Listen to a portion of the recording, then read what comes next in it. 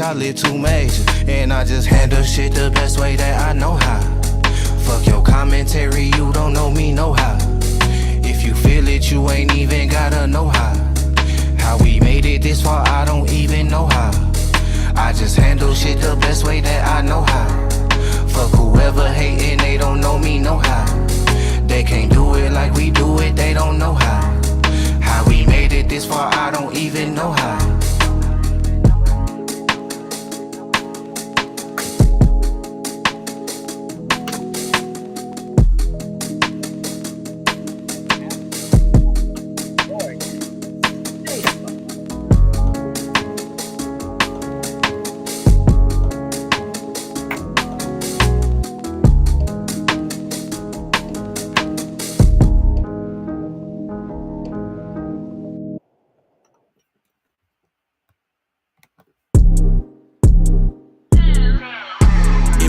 Time that I could've died. Lucky Sonny Slim got 100 lives. Knock the rings out and I'ma fit my pinky with it. Fuck a Jada Pinkett, I get jiggy with it. You with it, then we can get it going. Talking bitch shit and you just a semi-colon head of the state. And I cannot be demoted. I put his head on the stake and make him hold it 2 off the meter. Can't say too many ways that I need her. It's a bread on the plate, she a eater. Need some bread on the plate for the feature. I'm a beast, look boy, I'm a creature. Ain't no money to make from me being tame. For I tell on myself I'm a plea insane. There's some folks in here with me, yo, keep it chain. And I swear they keep talking all around my head, I hear it all day. I hope nobody don't tell the NRA, cause I'ma send in the hell and then y'all wait. Gon' probably send me to hell, I need peace sign. For my shoulder, devils on east side. Now who's stronger, man, I'm getting deep fried. But I'm colder than a white polar until I'm over. Trying to stay woke in a high full of sleepers. I can leave earth anytime, no allegiance. Fuck all these hoes on that line too egregious. Had to be real one time for the region. I cannot get peace someday. Or just a little sleep someday. I know we gon' eat someday. And if the time divine, it won't be too late. Now it's a balance I've been trying to figure. In and out at times in my little feelings. My Valentine ain't want no dealings. And I can't blame you about that really, cause ain't too much stable going on. Ain't nobody to save you on your own. I done took out a page from Rolling Stones. Advice might short the days and write the songs. Meanwhile, I'll engage in other things, dazing off the other dreams. Another page, another ream, and I still can't explain just what I see. Maybe I wasn't made to walk, the wings fell off, and now I'm trapped inside the thought they birthed the flaw. Glad they brought the church to talk, cause I need something to believe in. So make me believe. They keep talking all around my head, I hear it all day. I hope nobody don't tell the NRA, cause I'ma send in the hell and then y'all wait. Gon' probably send me to hell, I need peace sign. For my shoulder, devils on east side. Now who's stronger, man, I'm getting deep fried. But I'm colder than a white polar until I'm over, trying to stay.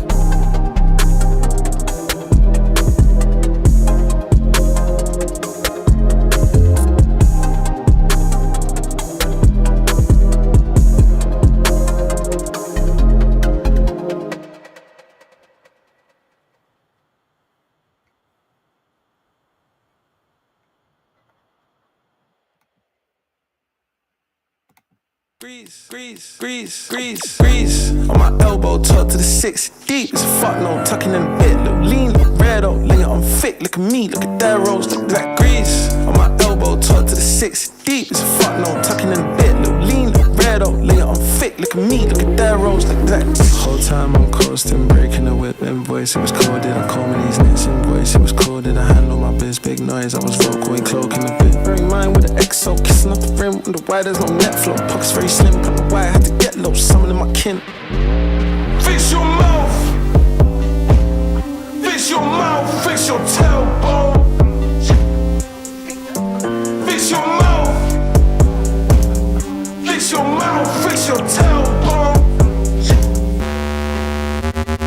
Grease on my elbow, talk to the 6 deep. It's a fuck no, tucking in a bit. Look lean, look red, oh, lay it on thick. Look at me, look at that rose, look like grease. On my elbow, talk to the 6 deep. It's a fuck no, tucking in a bit. Look lean, look red, oh, lay it on thick. Look at me, look at that rose, look like Cuban collars, slacks coordinate. Miami 1988. Back of the shoes, prep paper planes. Noodles of ramen, some crazy ways. Sweat in my armpits, no bathing ape. These are everlast garments, day to day. Two with the border, crazy fate. Knew if they caught ya. These niggas want me out my frame, out my frame. Use my name for relevance. Shame. Fix your mouth. Oh my god. If I have to listen to you, man, I'm running your fucking mouth anymore. Grease on my elbow, talk to the 6 deep. It's a fuck no, tucking in a bit. Look lean, look red, oh, lay it on thick. Look at me, look at that rose, look like grease. All right, as always, y'all know I ain't got no money. I'm still looking for a job. Y'all can't blame me for that shit. But just don't come at me because I ain't got no money. Don't come for me. I have no money for you. So all of this is secondhand. Go for the main people. Let's begin. What the hell? How do I start again? Oh, yeah. Let's get it. Green light, let's get it. Green light, let's get it. Green light, let's get it. I'm the future, I'm in it. Check score, I'm winning. Green light, let's get it. I just win. I'm on 10. Hey, what's up? As y'all know, I'm Kisu. I do apologize. This is a weird ass model. I'm trying a new model, but this motherfucker refuses to look at the camera. So give me a second. I think I need to change this. I can't be sitting up here not looking at y'all and shit. That would bother me a lot. So let me go see if I can switch this up before I start actually telling y'all what the hell is going on this week. Because it ain't right. Where the hell did... God dang it. Give me a second. I hate when I start a new model and it is not satisfactory for me. I'm sorry. What the hell? Is this the right one? I think it is. Okay. No, that's the wrong one. That's a camera. I'm in the wrong damn thing. Y'all give me just a second and I'll get this straightened out real quick. Can you hear me? Let me know if y'all can hear me. Because if you can hear me, that's great. Just give me just a second. All right. I guess this is going to have to wait for another day. Let me see here now. How's this one? Let me see what I look like. I always have a bunch of models, but, you know, I like to change stuff up. I'm going to work with this one a little bit more because it ain't working like I wanted to. But while I'm waiting, let me go ahead and say hello and all that stuff so we can get into stuff. Hello, motherfucker. Hello. And... Hi. Now, I'm still trying to upload this one. I don't know. It's just not working for me right now. I'm going to have to work on it because my eyebrows ain't that damn high up on my face. I'm just going to let you know. That ain't how my face is made up. But we going to go ahead. Okay. I can put up with this right now. Give me a second to... let me go ahead and, fix my shit. Let me see here now. I got to... do the I gotta calibrate it. There we go. Calibrate. All right. This one, I don't know. It ain't working right. I'm just having one hell of a day. Oh, okay. It ain't got no lip sync. How the hell it ain't got no lip sync? I don't know. Give me just a minute. I'm gonna get this shit right. I don't even know why the hell it looked like this in the first place. I know you waiting for me because I can see you there. I do apologize. Let me see here now. This shit has always got to be a damn problem. Really, man? I ain't got time for this shit. I really don't. Shit. Let me go back to the last one, and we just gonna fucking try to get through it, because I don't know what else to say. I'm tired. Maybe that one will work. But let's get into the story, the first story anyways, because I ain't got time for this shit. I didn't smoke. So, Meagan Good... Jonathan Majors and his mother share how they formed such a strong bond during such a tumultuous time. I don't know, because why your mama into it, honestly? I don't understand why she's all up in there. But, okay.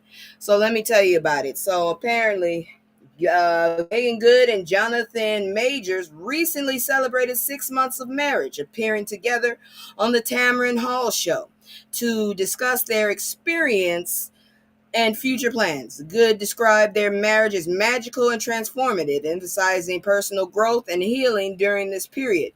Interestingly, the couple had obtained their marriage license in Texas a year prior, having attempted to elope in a casual setting. I don't know how that's set up for you, but good luck on that.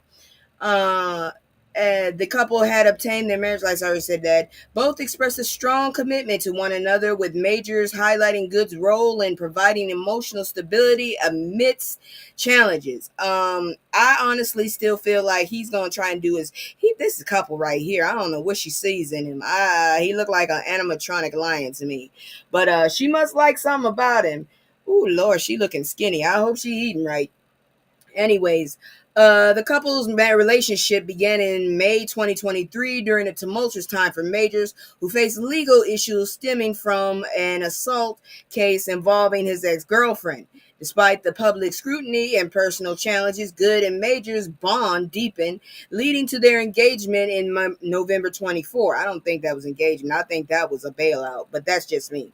And a wedding in March. Why the hell it had to be in March? They shared intimate moments from their ceremony and a family vacation that brought their families close together, also hinting at plans to expand their family.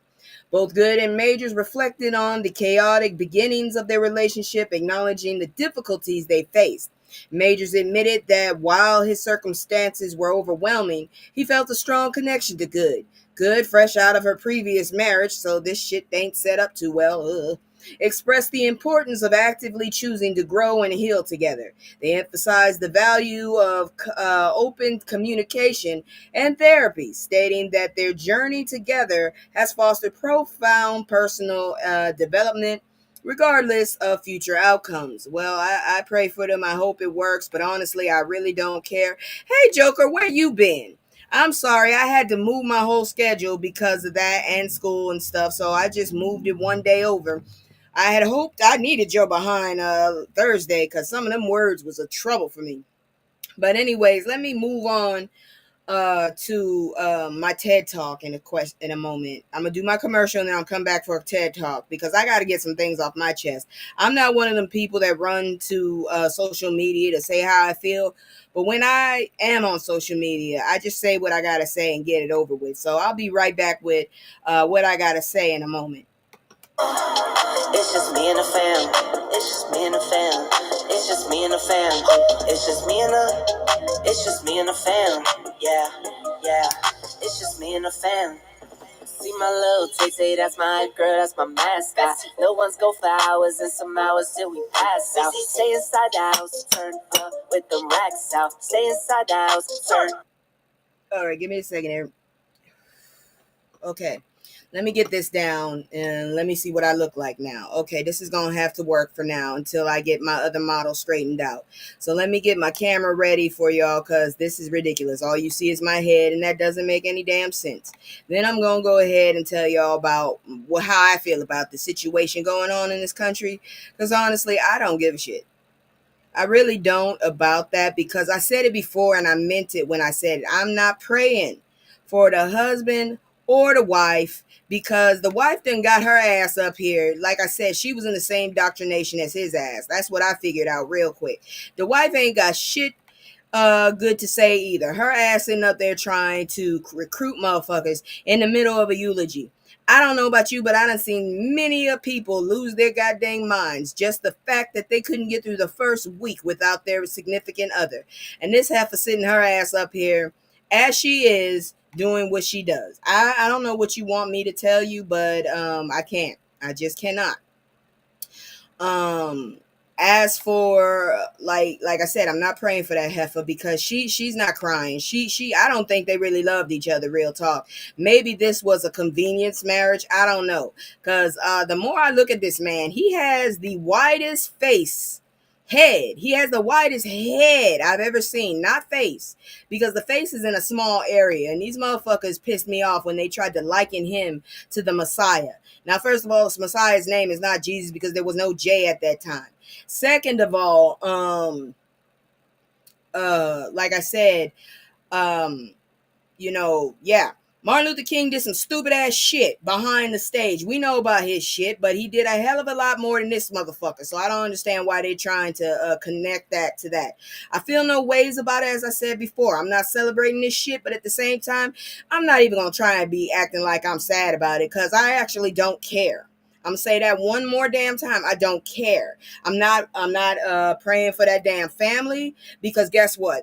That damn family, other than kids, if they're cognitive enough, they subscribe to that shit too. So I'm not gonna sit up there and say I can't stand this goddamn hypocrite, but I'm gonna sit up here and pray for y'all because no, you a hypocrite too. So don't play with me. All right. Like I said, I didn't like that model. I gotta work on it because it looked like I'm not looking at y'all. But that was my TED Talk. And also, has anybody seen that goddamn Coco Melon stuff, because I used to teach that shit to my kids when I was in China. I just want to say, have y'all seen the parents and them big head kids? Them kids got some big ass heads. So I'm just saying the correlation with the parent, the mama's body and that head, that woman should still be in tractions. Them damn big ass heads, and you would think they would make kids the same, the parents, correlate to that. No, them parents are normal size. Them kids gotta have normal fucking melon heads. I'm sorry if you were born with a melon head, but that's huge. That shit should have killed them parents. I'm just saying. I just wanted that to get off my chest too, because sometimes I have two things on my mind, and those are the two things I had on my mind. I don't trust the goddamn family in general, and Coco Melon, y'all trying to kill them parents. I'm just saying.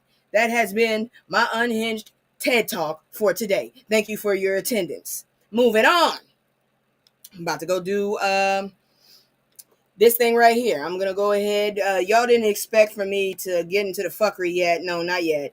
I'm going to get into the fuckery. But first, I got to tell y'all about this wonderful situation that came up because of all this bullshit.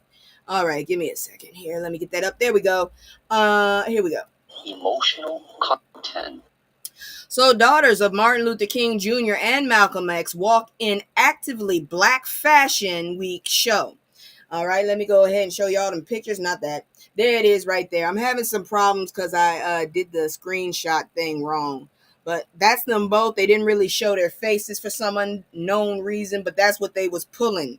All right. So in a groundbreaking event during New York Fashion Week, civil rights icons showcased their legacy by walking the runway for the Black-owned athleisure brand Actively Black. Among the notable figures was Ruby Bridges, who made history at the age of 6 by desegregating her school in Louisiana. At 71, she appeared to stay on stage following a video that highlighted the racist backlash she faced as a child. Accompanied by a child actor representing federal agents, Bridges made a powerful statement by wearing a black sweatshirt dress, smiling and waving at the audience. The fashion show also featured the daughters of prominent civil rights leaders, including Dr. Bernice King and Dr. Iyasha Shabazz, who walked the runway in sweatshirts honoring their fathers, Martin Luther King Jr. and Malcolm X. Founder Laney Smith expressed gratitude for the opportunity to bring his vision to life, showcasing not only the daughters, but also honoring their mothers, Coretta Scott King and Betty Shabazz. The emotional impact on the event was evident, with Smith sharing his personal reflections on social media, highlighting the significance of the moment. Cecil Washington, a photographer known for documenting civil rights movements, also participated in the show. My phone is ringing. Okay, no problem.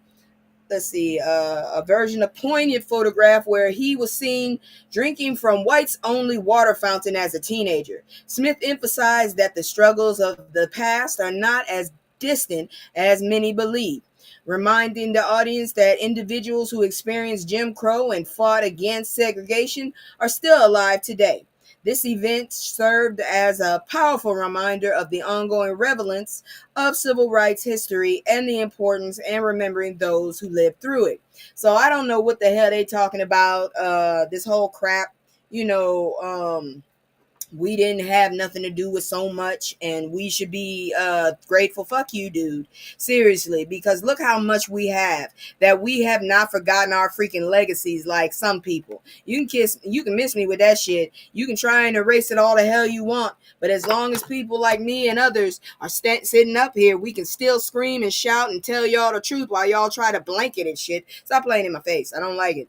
Like I said, stop playing in my damn face. Every damn time I get up in the morning, all I can think is, nigga, did you know that I can see you? That's all I'm saying. Now we're going to go ahead and move on into the fuckery. I hate to say it, but you know how it works. Let's do it. Trump's plan to control Congress could cost these black lawmakers their seats. You see who all the hell they are right there? Man, I'll be mad as hell if he loses his seat. He should probably retire if he's over 65. I'm going to stand by that, because look what the hell that done got us without rules. Shit. So the ongoing battle for voting rights in the United States has intensified, particularly in Republican-led states that are redrawing congressional maps to undermine the voting power of Black and Latino communities. I'm so sick of this shit. These efforts are aimed at ensuring that Republicans can maintain control of Congress. Really, two in one? Okay. Particularly in light of former, current felon Donald Drumpf's influence. I don't know what this ugly ass bastard has done to y'all to make y'all listen to everything he does and says. He's not even the richest motherfucker in the world. He's just the annoyingest, probably the smelliest, and the most decayingest. I don't know why y'all listening to this motherfucker.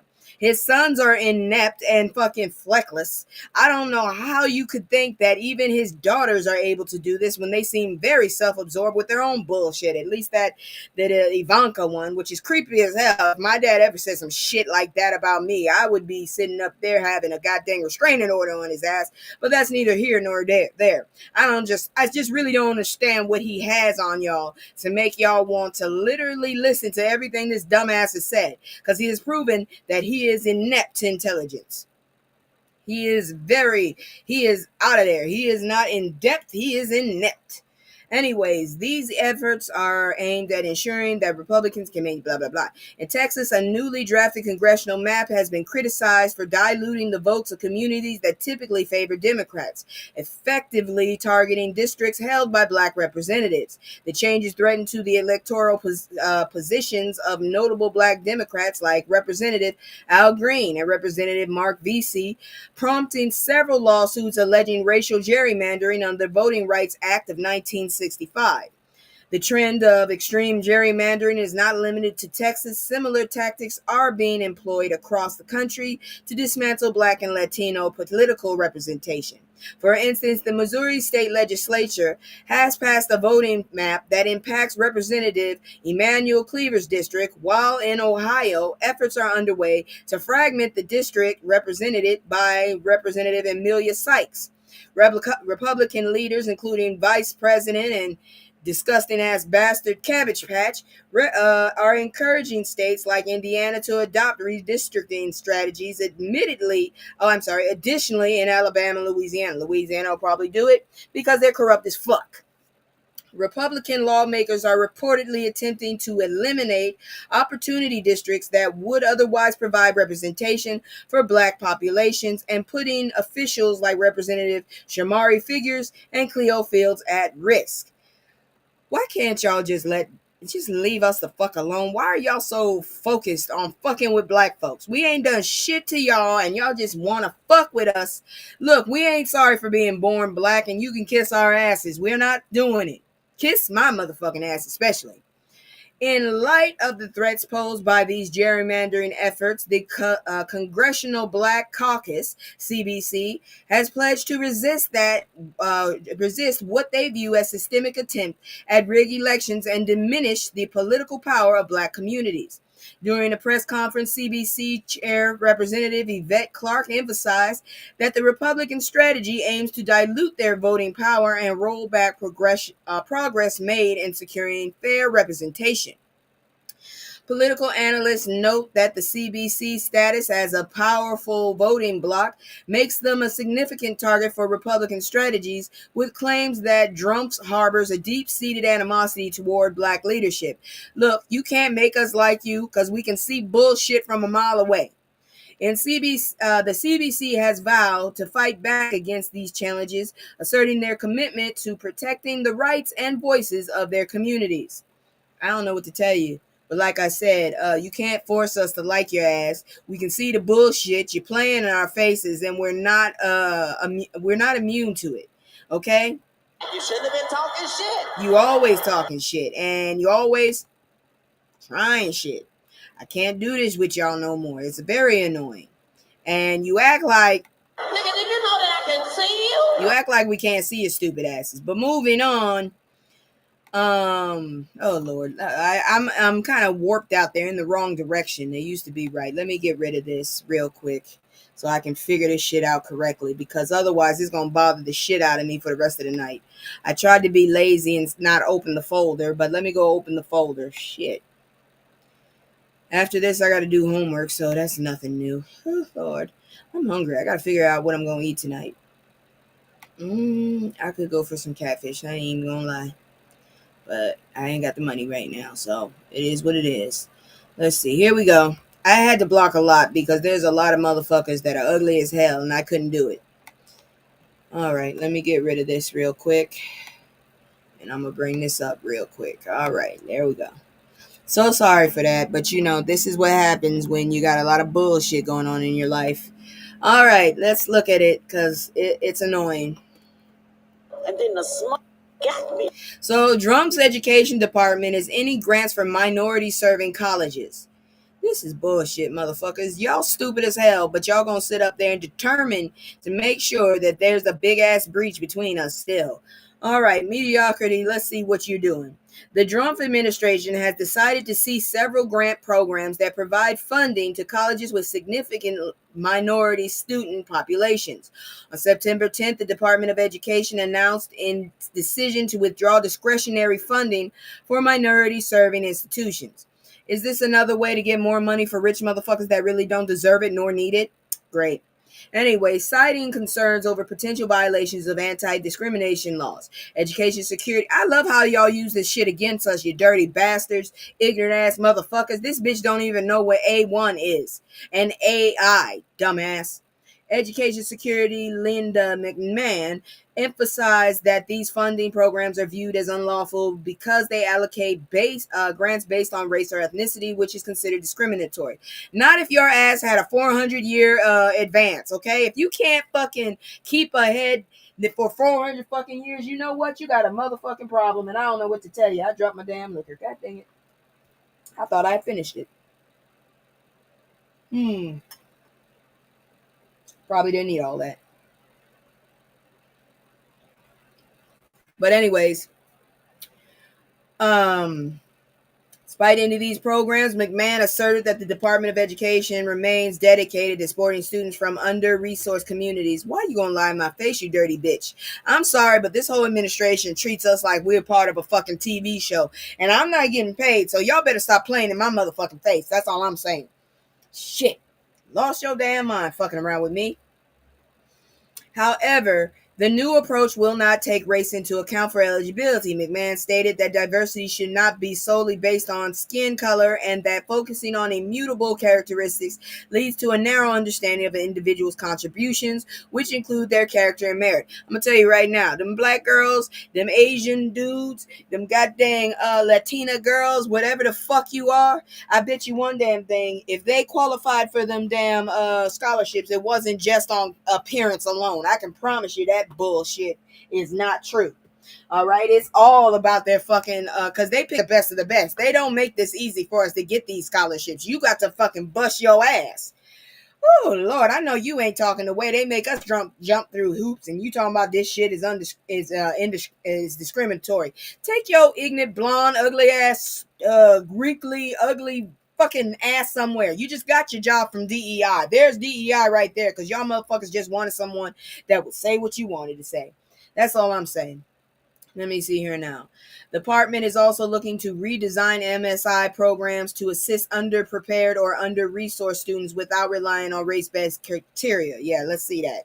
The Department of Education is also in the process of reviewing legal implications tied to mandatory funding of MSIs, indicating that further changes may be forthcoming. They're finding a way to get the money away from the black schools. That's what they're trying to do.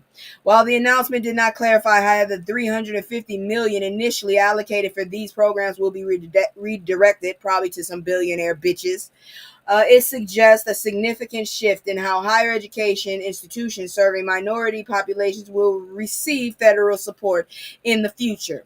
In other words, this whole administration got to go. That's all there is to it. If we want some fairness and shit, these bitches got to go. Because you done had over 400 fucking years head start.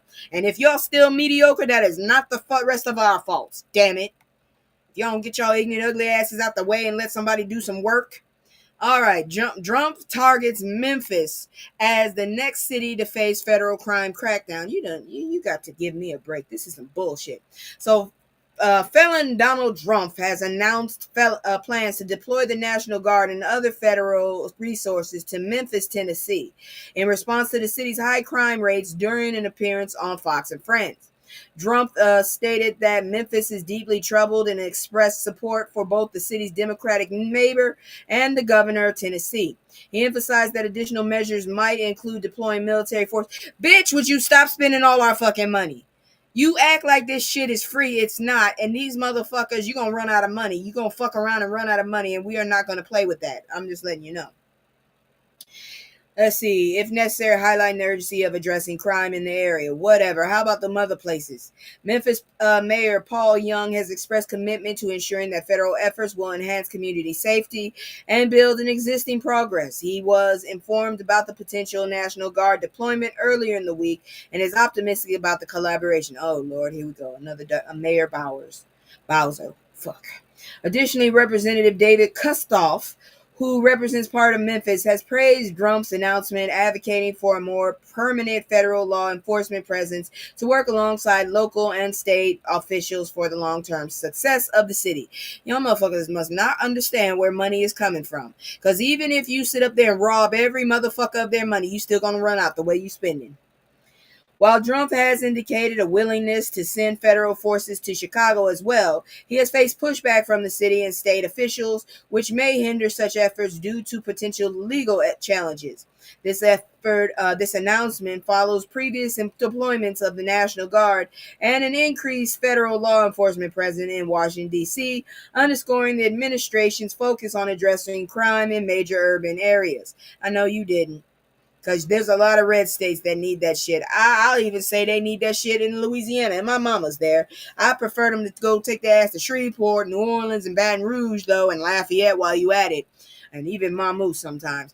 Or Lake Charles. I don't give a fuck. But y'all need to check this shit out, please. Y'all get on my motherfucking nerves is all I'm saying. Because you don't know what the fuck you're doing. And you swear you do. Damn it. Moving on. Because this bullshit is this bullshit. And I just want to get through it. Christian nationalist pastor urges white parents to keep their kids away from black people. Let's talk about it. This is an actual fucking thing. Look, somebody published it on September 12th. There you go. So, a far-right Christian nationalist pastor, Joel Webbon, let me say that name again, Joel Webbon, recently urged white parents to teach their children to fear black people, claiming it is a necessary conversation to protect them. No, I think black kids need to not talk to white kids, because at this point, we are safer than your kids. We're not going around shooting up our high schools. I'm just saying. He suggested that parents should instruct their children about avoiding certain neighborhoods and black strangers. I'm sorry, but not that many black strangers are running around grabbing your kids. They're usually running away from their kids. They don't want to fuck with yours, but usually your strangers are picking up any kid and doing horrible things, you damn bastard. Anyways, running home for harmful stereotypes about the violence. This rhetoric echoes long-standing white supremacist narratives and fails to acknowledge the systemic issues behind some statistics, ultimately perpetuating racism and division. The call is to instill such fear in children highlights a troubling trend of passing down bigotry rather than fostering understanding and equality among races. And here you can see Christian is used wrongfully.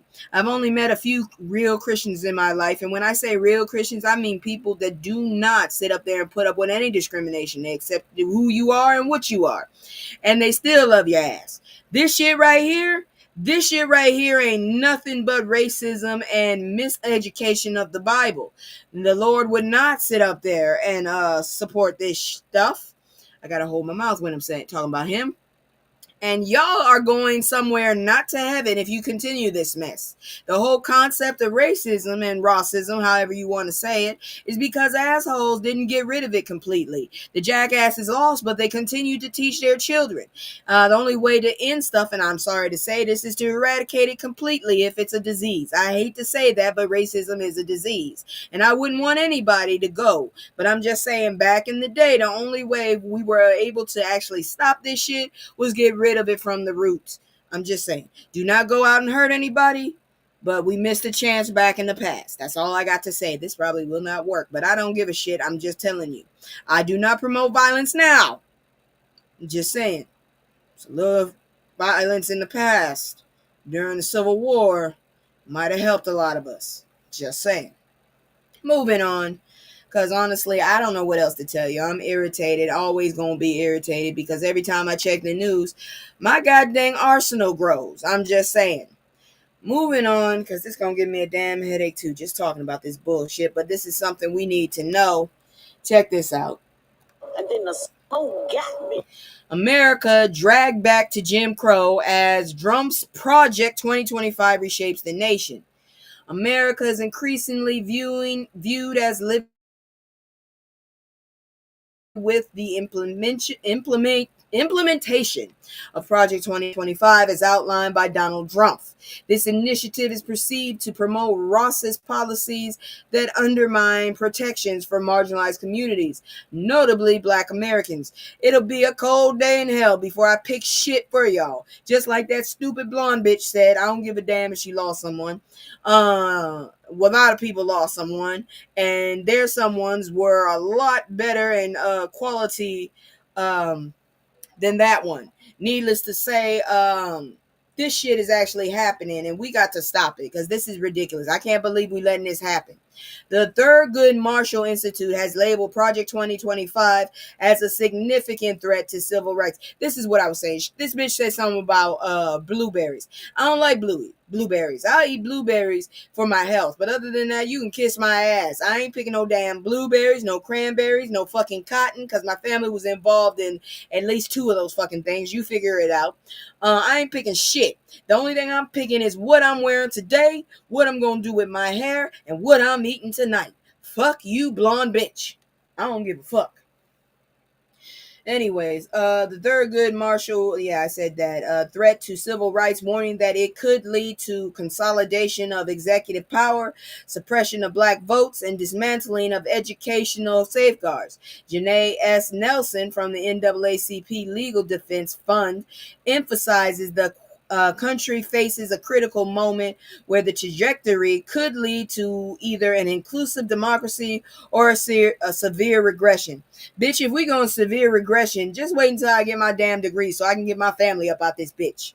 Since Drumpf's resurgence to power, which is the dumbest shit I've ever seen in my life, and I'm still reeling over that this nation is just that dumb, Washington, D.C. has transformed into a heavily militarized environment with military vehicles patrolling and extensive police presence in neighborhoods.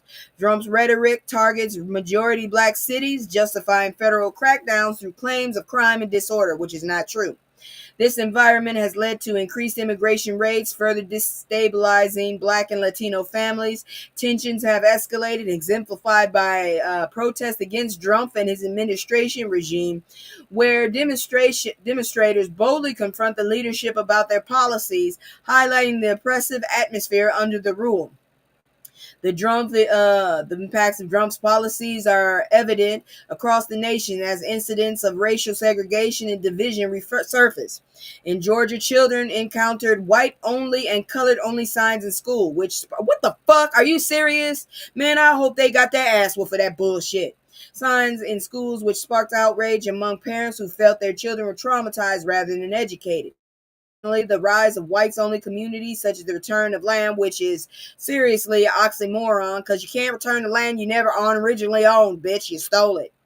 You fucking killed you unlived them with your damn bacteria, bitch.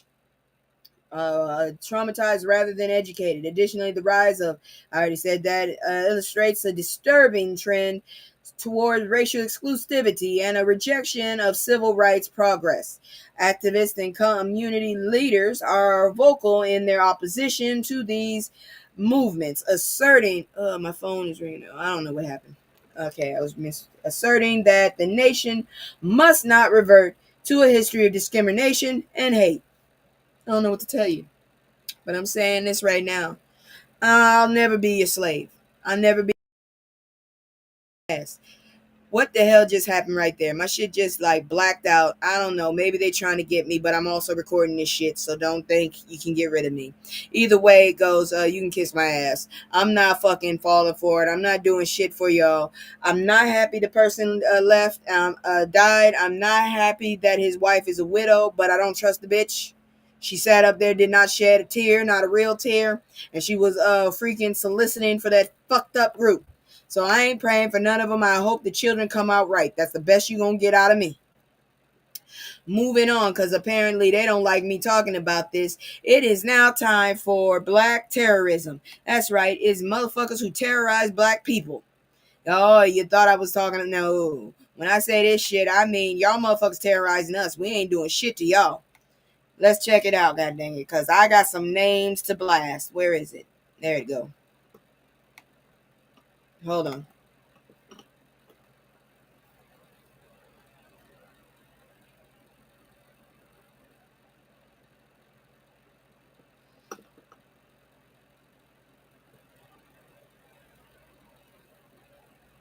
All right, effing monkeys. White man harasses black teen selling candy for church. Video surfaced on TikTok showing a white man verbally harassing two black teenagers who were fundraising for their church in Brownsville, Indiana.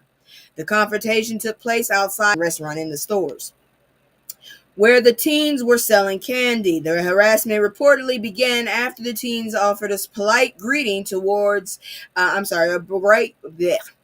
a polite greeting saying God bless you, to which the man reacted with hostility, using profanities and racial slurs.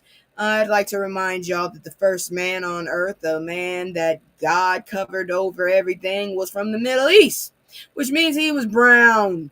How dare you think we can't claim God too, you jackasses?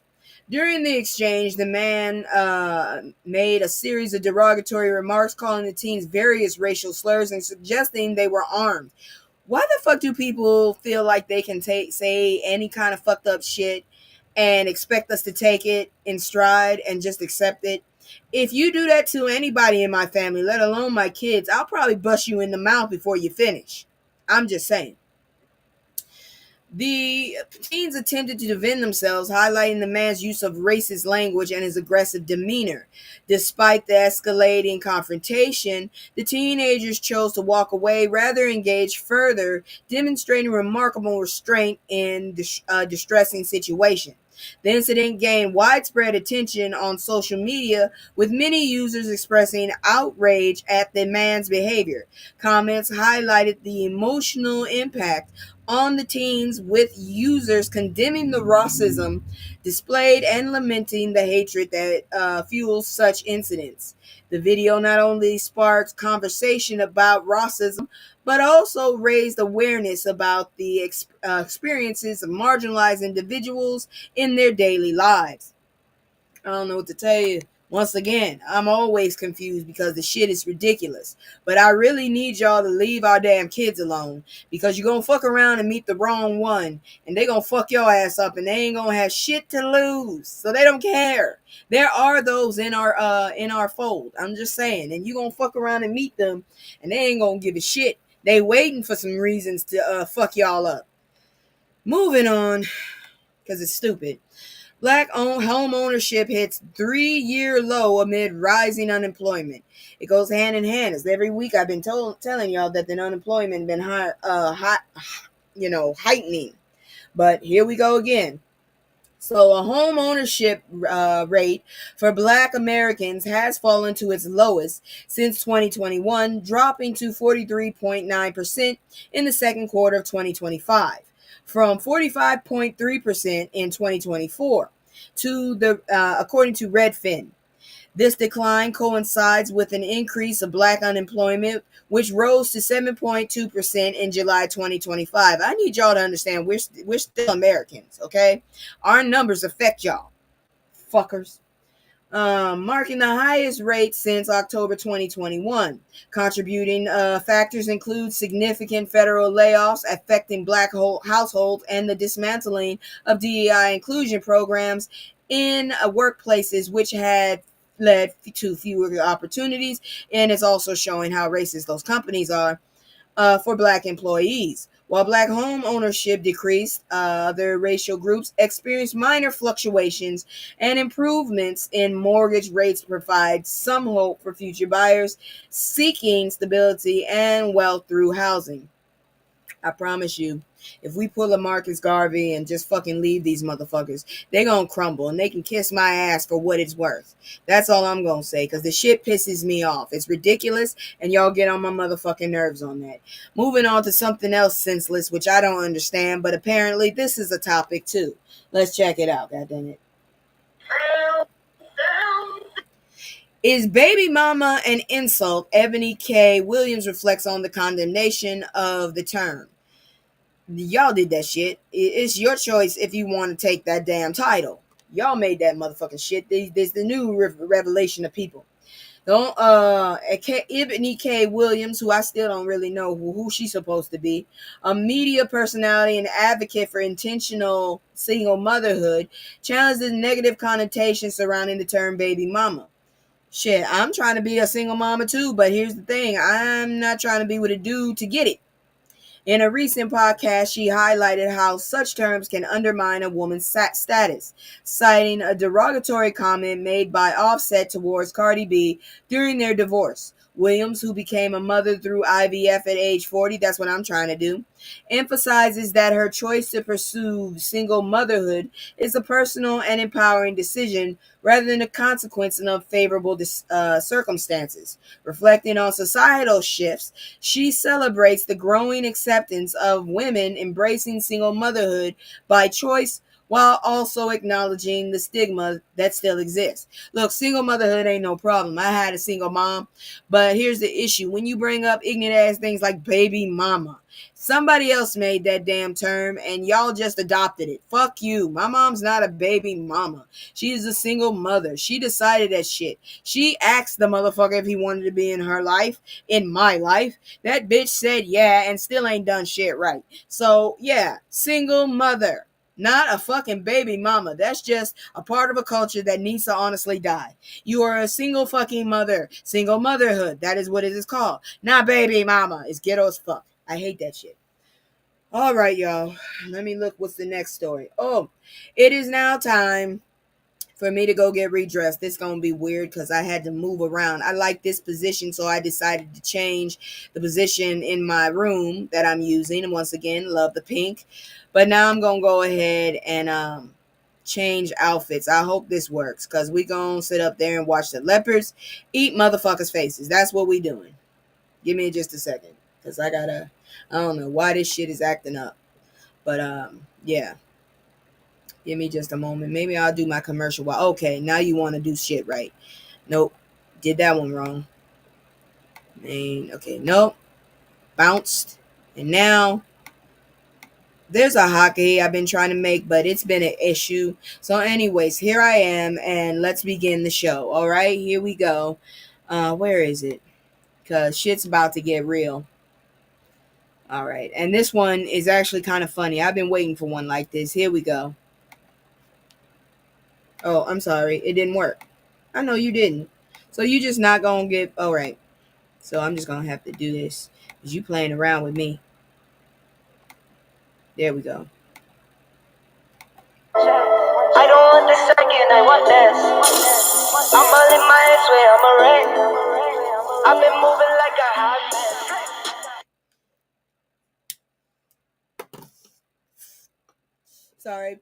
Needed a break. People who mess around and found out when coming for black folks. This was reported today. So the following content details numerous instances of individuals exhibiting racist behavior towards black Americans and the subsequent consequences they face, ranging from public humiliation and loss of deals to arrest, legal charges, and even jail time. It highlights how these aggressions found out the repercussions of their actions, often caught on camera and leading to swift accountability. I guess we all gotta wear fucking dash cams now. Shit, body cams. A white racist meets sinkhole. So a man named Ja Love in North Carolina tried to warn a truck driver about a sinkhole. The driver, after flipping Love off, drove directly into the sinkhole and later admitted his offensive reaction was due to Love's skin color. Yeah, that doesn't help that you admitted that you're racist. It does not help. I'm sorry. Aiden Ross lost brand deals. YouTuber and streamer Aiden Ross lost 2 brand deals after making taunting comments about Megan Thee Stallion. That's probably why she's suing your ass. And Halle Bailey, with the deals being axed once their remarks reached the higher ups. You're a dumbass and you're not cute, so get over yourself. Houston firefighters get the boot.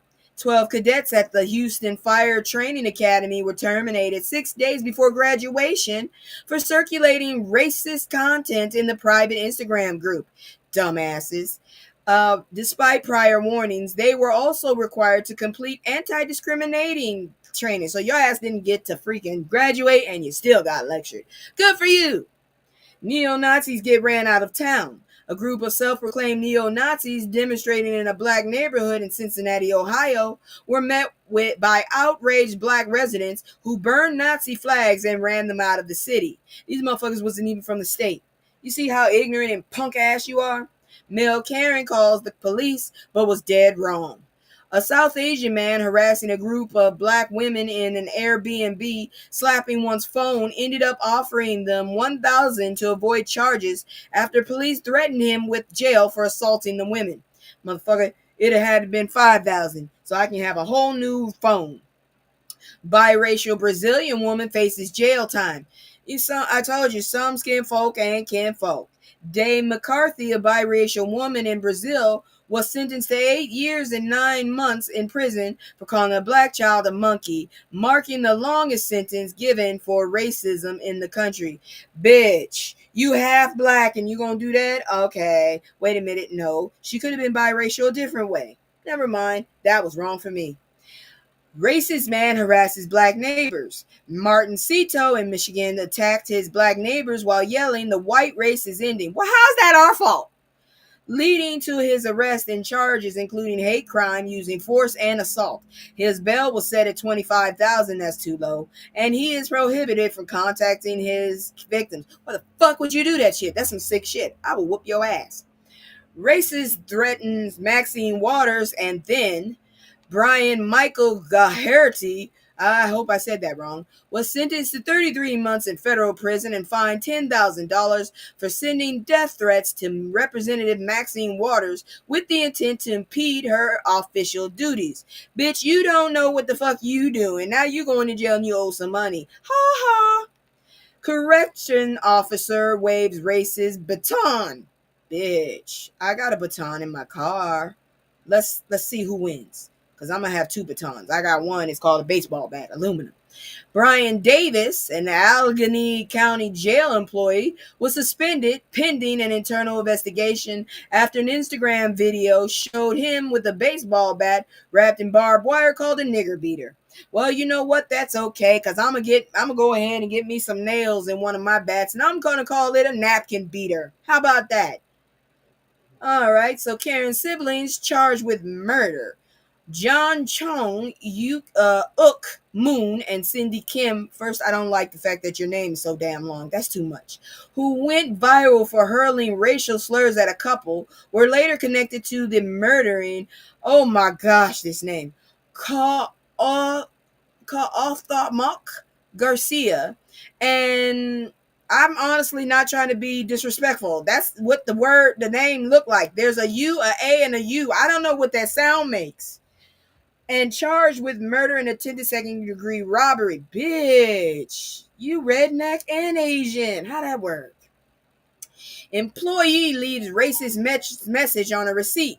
A black family vacationing in San Francisco received a receipt with a message. The cashier allegedly responsible was fired on spot once that incident was reported to his bosses. A Karen mother boards school bus. Yeah, that's not gonna work. I've had school bus breaches, and believe me, it doesn't end well. Samantha Spoor, a North Carolina woman, boarded a school bus, cursed at the children, and directed racial slurs at Savannah Bailey, who was recording. Spoor was later charged with trespassing, orderly conduct, and communicating threats. Bubbles brings out a racist Karen. April Morant and her children were attacked by a racist neighbor, Ada Anderson, who sprayed beer mace and spewed racial slurs, including calling them monkeys and the N-word, while they were playing with bubbles. Anderson was arrested on felony battery charge. I don't know about y'all, but I've seen a lot of napkin folks, and I don't mean European Americans or Europeans. I'm talking about napkin folks, the ones that basically want to shout out what the fuck they are. A lot of them look more like monkeys than anybody I've ever seen in my life, and I'm just saying. I mean, just because your skin is pale don't mean nothing. You still got that big ass nose on your face and them big ass lips that not a lot of black people actually have. And it's the same characteristic of apes. But here's the thing. A lot of black people, while they do have robust, beautiful lips and round noses, they do not capture that same visage, if you will. Moving on to more bullshit. Drumpf's best friend, Supreme Court panel sentences him to more than 27 years in prison for his coup attempt. Yeah, why couldn't we have done that? We wouldn't be in this situation. So, Bolsonaro, the former president of Brazil, or the Brazilian Drumpf, has been sentenced to 27 years and 3 months in prison by a panel of the Supreme Court justices for attempting a coup following his electoral defeat in 2022. Convicted on 5 counts, including plotting to unalive current president Luiz Inácio Lula da Silva. That's a lot of words. Bolsonaro is currently under house arrest and can appeal the ruling. I hope it is blocked.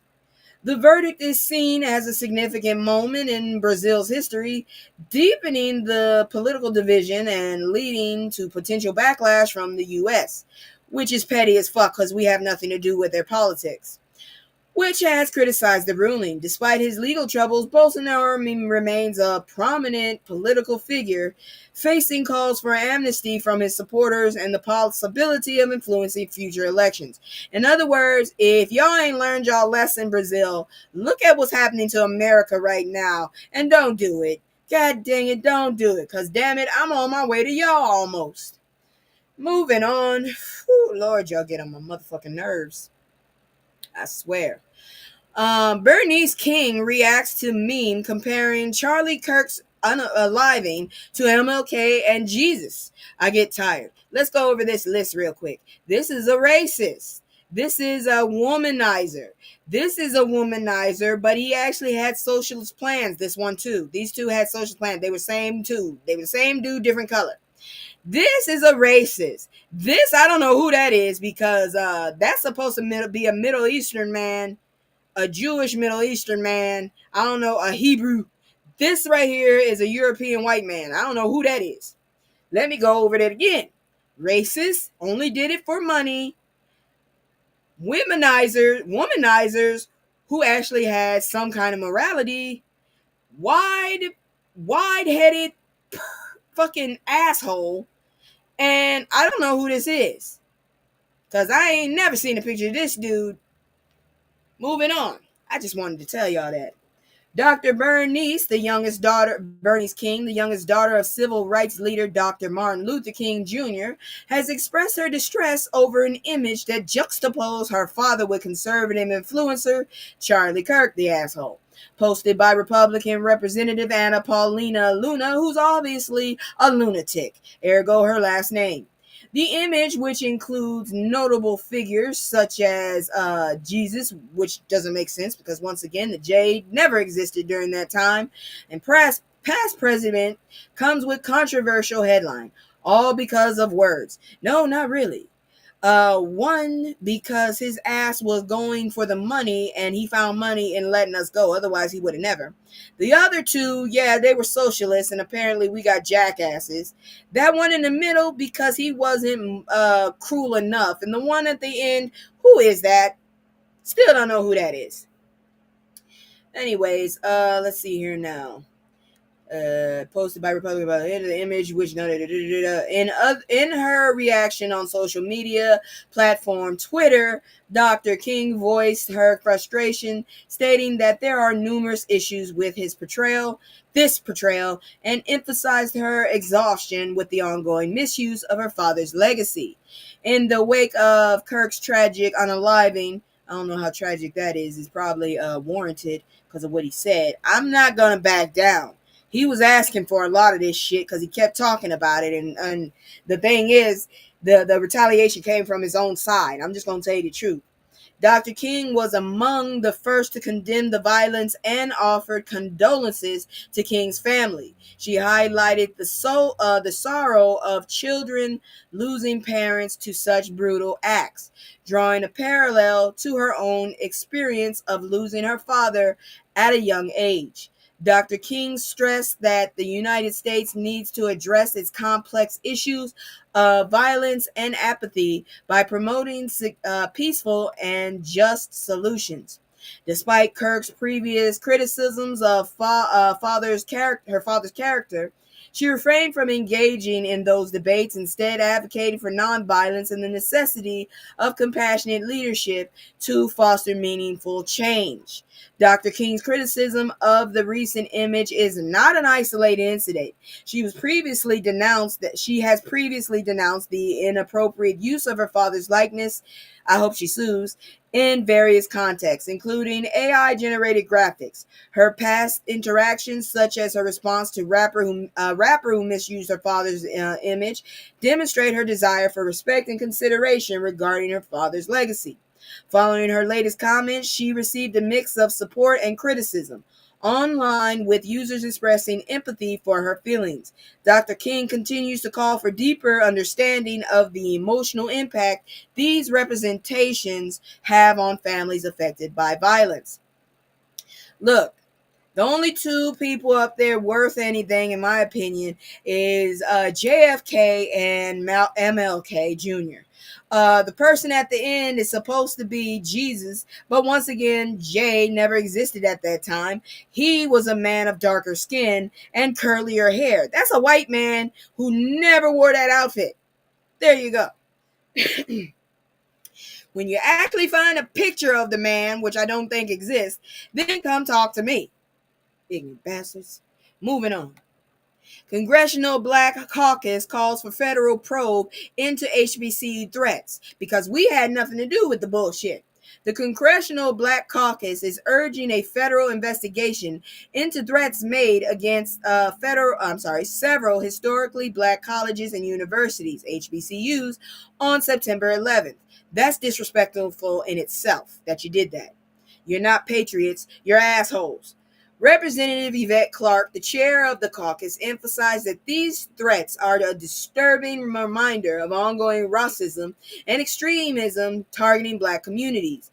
At least 6 HBCUs, such as Alabama State University, Hampton University, were directly threatened, leading to campus lockdowns, class cancellations, and shelter-in-place orders for the safety of students and staff. That means y'all owe them time because those classes got canceled and they paid for that shit. In response to the threats, Hampton University announced the cancellation of classes through September 12th. That's a day's worth of money you owe them. Prioritizing safety for its community. Other HBCUs, including Howard University, I went there, Spelman University, implemented precautionary measures, locking down their campuses, even though they were not directly targeted. The FBI has characterized the threats as hoaxes, but is treating them seriously and collaborating with local and state law enforcement. They noted that there is currently no credible threat identified.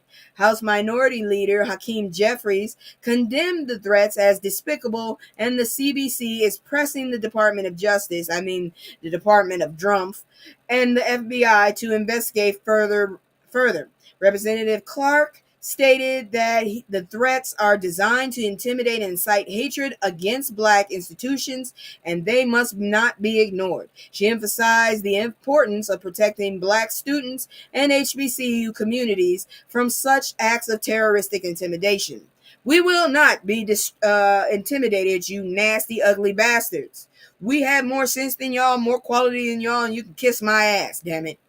Again, that is to the napkin Americans, not the European Americans or anybody else that seems to look like they're white, but actually knows their heritage and knows the fact that every fucking race is the same.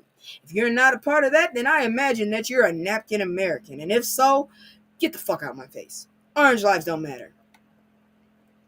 And napkins can be orange too.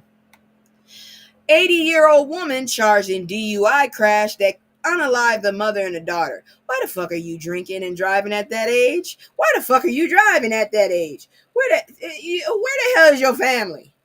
So, an 80-year-old woman, let me get that big again. I hate when it gets small. All right, so an 80-year-old woman, I guess this is supposed to be Chlöe. It looks like Chlöe McLaughlin is facing felony charges related to a traffic crash in Kansas that resulted in the deaths of a mother and a daughter. Lachey Bell and Ania Bell McLaughlin has been charged with 2 counts of involuntary manslaughter while driving under the influence. The incident occurred on the night of August 30th at a busy intersection in Wichita, where McLaughlin's Chevy pickup, jackass, I had one, collided with a white BMW and a gray Jeep. The Bell family members were in the BMW and tragically died at the scene. You motherfuckers, so much potential lost.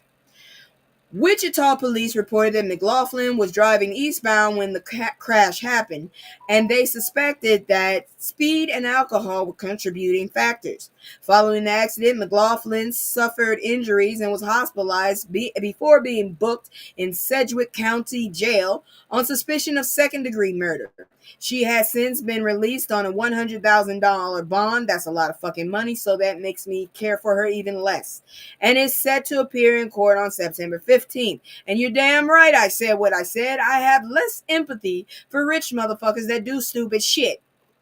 The community has been deeply affected by the loss of Lachey and Ania Bell.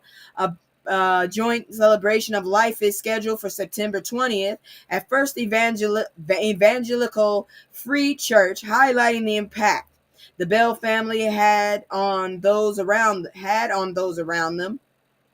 Lachey was a board member of Heroes Academy, a local youth organization, while Ania had recently completed her master's degree in biomedical science. Bitch, you fucked up. You got rid of one of the really, really good ones. We needed her. The tragic event has garnered attention and serves as a reminder of the serious consequences of impaired driving. Bitch, where is your family? Why didn't they stop you? Why are you drinking and driving, you dumb heifer? All right, let me bring that down because that's not good. That's not, let me get that off because that's what's happening next. And that is basically going to be education. Now, if you're not in education, you can go ahead and leave as I go ahead and switch my outfit and get back into a regular outfit. I have fed, and now I am ready to get back into regular black girl anger because a lot of this bullshit is ridiculous. Yep, I'm back. All right, so let's talk about it. Black history, we're going to talk about it in a moment. First, I'm going to go do this video. And if you're not interested in education, you can take your own ass on and come back later. I ain't got a problem. Let's check it out.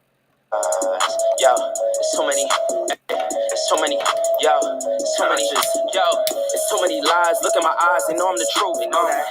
Knocking them down every time I step in the booth. We ain't gotta lie, they know we the vibe, we living in proof. Young conscious, shoot my life a movie, I live in a spoof. Ain't no sticking around, I'm on the move, I'm checking the dudes. Yeah, it's only us two, so you know we copping that cool. We on the roof, smoking dope, look at the view. Yeah, we used to chill on the stoop, now we out here breaking the news. It ain't shit. All right, so Black history. Meet the Black librarian who rewrote the rules of power. Don't think you're looking at the wrong thing. This is a black woman. This is the product of 2 yellow people having a yellow kid. That's what that is. Any regressive genes or whatever, recessive genes did not hit that chick. Belle DaCosta Green, a prominent figure in the early 20th century, distinguished herself as a librarian who defied the norms of her profession. Born in 1879 to light-skinned Black Americans, she passed as white, allowing her to secure prestigious roles, including the first director of the Morgan Library. Unlike her peers who earned meager salaries, Green commanded an impressive annual income equivalent to approximately $280,000 today. Her vibrant personality and intelligence made her a notable presence among American elites. as she navigated a world filled with Gilded Age mansions and cultural institutions. Sounds like now. Green's experience of passing raises complex questions about her racial identity. Although she did not explicitly mention her racial background in her writings, her story challenges the simplistic narrative surrounding passings. Historian Gene Strauss uncovered Jean's heritage in 1999, revealing the hidden aspects of her identity. Contemporary discussion, including exhibition of the Morgan Library, engaged that the notion of passing through various artistic representations, yet they often rely on conventional narratives of self-doubt and conflict.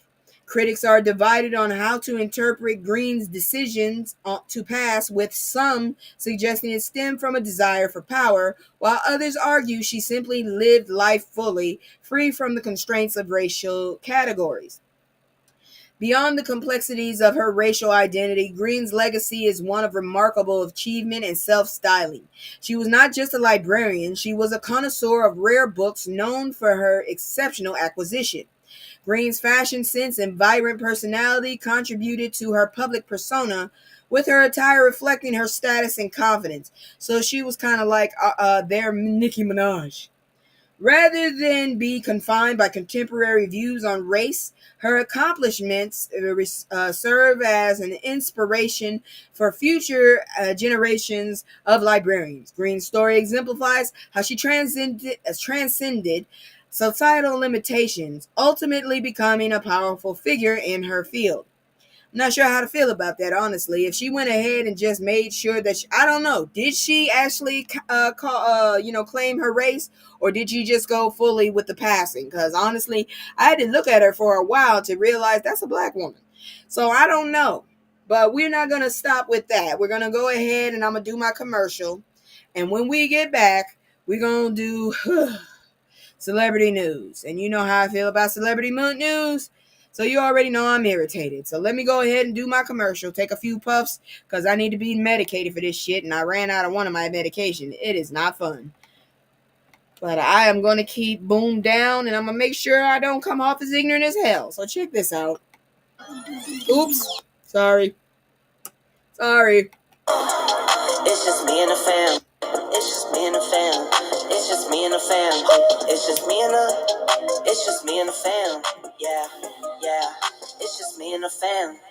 See my little Tay-Tay, that's my girl, that's my mascot. Little ones go for hours and some hours till we pass out. Stay inside the house, turned up with the racks out. Stay inside the house, All right, we're back. You all can already see this damn fool right here. Black Internet reacts to judge cutting the world off from those juicy the Young Thug calls. Him being a bitch is what we're talking about. Rapper Young Thug has been prominent on social media due to leaked audio of phone calls he made while incarcerated, connected to his 2022 RICO allegations. These calls have provided significant entertainment for many online. At least 4 phone calls, including a 2-hour conversation with police where he allegedly implicated a friend in a pew-pew, have been leaked. In these calls, Young Thug discussed various fellow rappers such as Glorilla, Gunna, J. Cole, and Kendrick Lamar. Damn, you just throwing everybody under the damn bus. You ignorant as hell. These conversations mysteriously found their way online, leading to widespread social media engagement. The original source of these leaks had not been revealed. Cobb County Jail, where Young Thug was held, was officially banned. Has officially banned requests for all open records relating to the rapper. That's a damn shame when the police gotta stop you from getting shamed by your own community, because you know that's what was trying to happen. It appears that Young Thug and his legal team might be responsible for implementing this ban. So are you the Black Trump? Drumpf? In a 3-hour interview with Big Bank, Young Thug discussed his concerns about the leaked calls and stated that his team would take action to stop them, bitch ass. Young Thug mentioned that his team contacted He indicated that further access to these recordings is no longer possible. Bitch ass. Young Thug speculated that the individuals who had the recordings had them for some time and chose to release them at a later date. Either way, you a bitch ass. Following the successful ban, many who use the calls for entertainment have voiced their displeasure on social media. One Instagram user lamented, "Now they canceled my show." That's kind of how most of y'all probably feel, because I don't pay attention to this ignorant bastard. Another user commented, "We don't care who released it. We care about what was said on them calls." A user stated that damage is already done.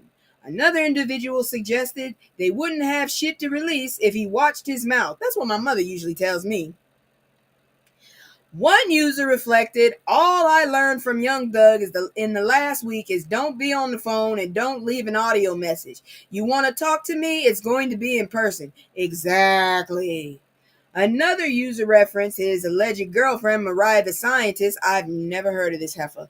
Saying Young Thug finally got the rest of them phone calls blocked from public access after it cost him the scientist. What, she broke up with him? She was dirty too. I heard about what she said. A user humorously remarks, "We won't be having a phone time with Thug no more." I guess not. I don't know what to tell you. You's an ignorant bastard and you just got yourself caught.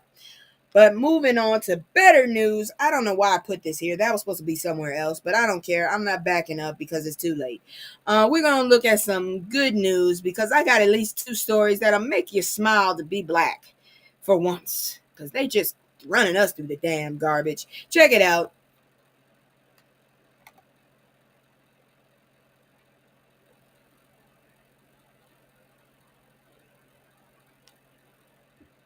So, young 9-year-old prodigy makes history studying neuroscience in college. I am taking freaking cybersecurity and it's kicking my ass. This boy is on a whole nother level.